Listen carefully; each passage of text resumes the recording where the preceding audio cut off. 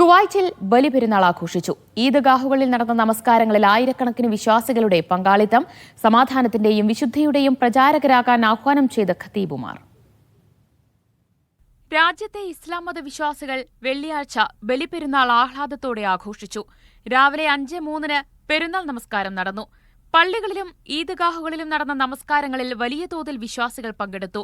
തക്ബീർ ധ്വനികളോടെ പെരുന്നാൾ നമസ്കാരം ആരംഭിച്ച വിശ്വാസികൾ പരസ്പരം ആശംസകളും മധുരങ്ങളും കൈമാറി സന്തോഷം പങ്കുവച്ചു. ഖതീബുമാർ ഇബ്രാഹിം നബി പ്രേരിപ്പിച്ച ത്യാഗവും സമർപ്പണവും ഓർമ്മപ്പെടുത്തി. സമാധാനത്തിന്റെയും വിശുദ്ധിയുടെയും പ്രചാരകരാകാൻ ആഹ്വാനം ചെയ്യുകയും ചെയ്തു. കുവൈറ്റ് ഗ്രാൻഡ് മോസ്കിൽ നടന്ന ബലിപെരുന്നാൾ നമസ്കാരത്തിൽ കിരീടാവകാശി Sheikh Sabah Khalid Hamad Al Sabah പങ്കെടുത്തു.